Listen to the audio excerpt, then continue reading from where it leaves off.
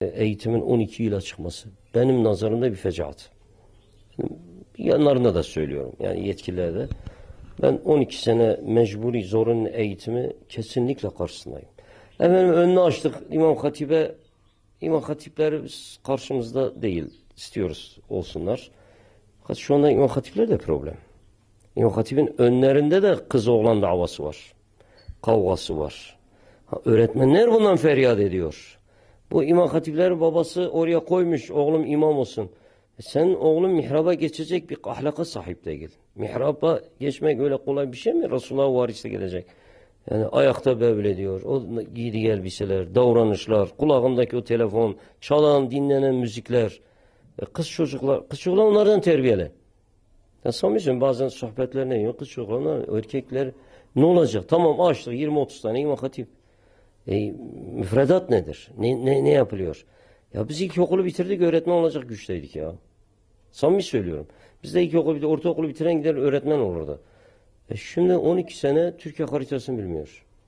Üzülerek söyleyeyim. Çarpım cetvelini bilmiyor. 12 sene. Ne okutuyorsunuz bunlar Allah aşkına? Ben etkiledim. Yani ben beklerdim ki bunu 5 yıla düşürün.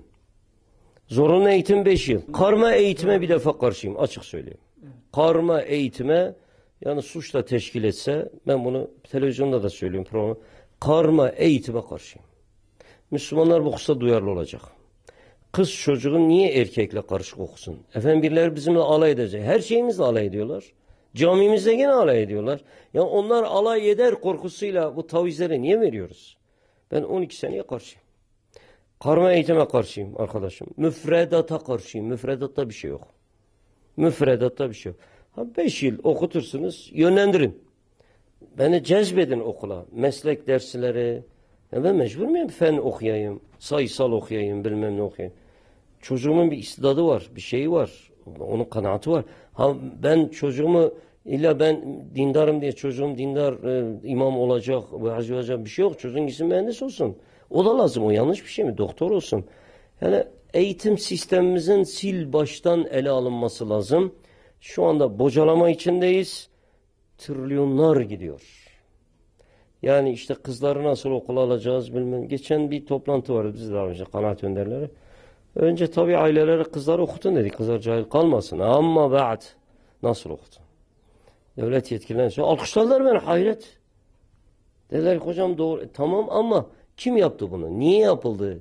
Efendim kız çocukların önünü işte İmam Hatip'e yönlendirmek için başka formül de var arkadaşım. Şimdi ne mecliste çıkarttınız ki karşı çıktı? Ne değil mi?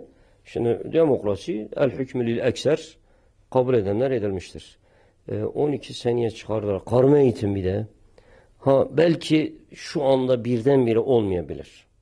Yavaş yavaş kız meslek okulları açılırsa bu karma eğitimden kurtuluruz. Yoksa okulların önünde bıçaklamalar, uyuşturucular Allah korusun devam edecek. Kendi düşüncemi söylüyorum. Eğer demokrasi varsa öyle diyorlar. Biz de bunu söylüyoruz. Zamanda yine söyledik. Ucunda hapis yattık bilmem ne ettik. Olsun. Doğruyu söylemeye değer. Medrese Yusufiye değer yani. Evet.